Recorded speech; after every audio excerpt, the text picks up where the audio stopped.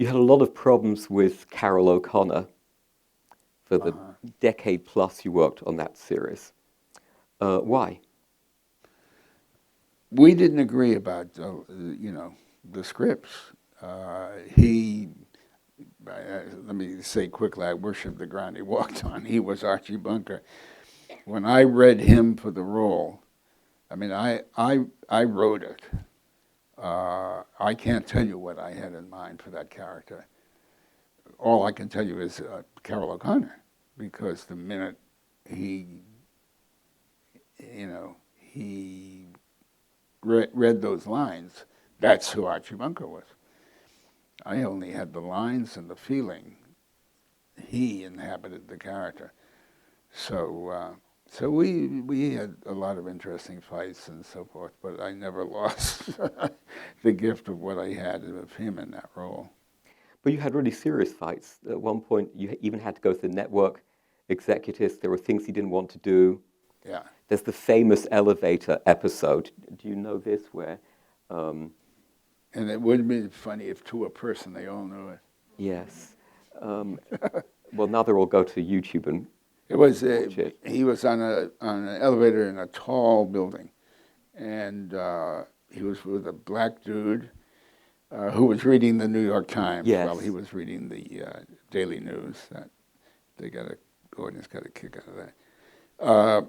And then it stops on the way down, and a Hispanic, a Latino couple get in, and she's pregnant.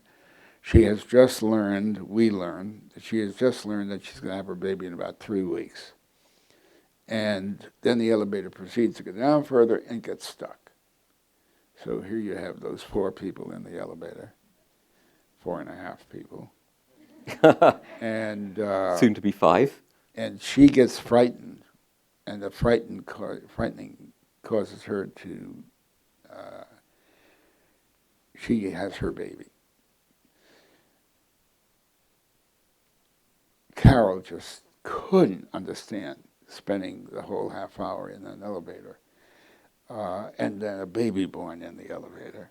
I don't know whether he thought we were going to have a camera on the. But we got all the way to a meeting at NBC where they were going to pull the show if there wasn't an episode.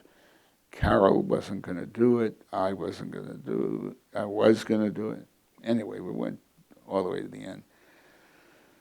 But when he slipped into the car, the reason I wanted to do the show was I just was mesmerized by the imagining the camera on his face, which I adored,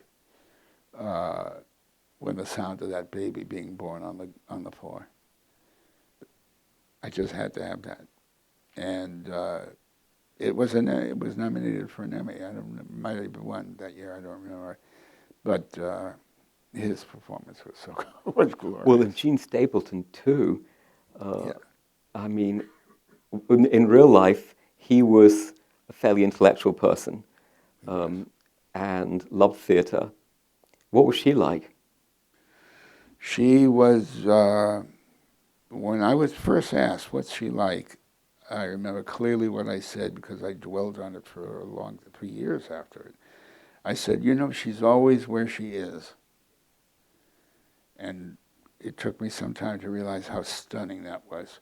If she was talking to you, that's where she was. She wasn't with anybody else. Her mind wasn't anywhere else. She lived in the moment like nobody I ever knew before or since. That's who Edith Bunker was. That's who Gene Stapleton was. And as to who Edith Bunker was, we asked ourselves, any reaction to anything craziness going on, what would Jesus do? Mm-hmm. And there was a prelate, I don't remember what church, who wrote a wonderful book called Edith the Good. Wow. And he understood that that's how she was, that's how we wrote that character.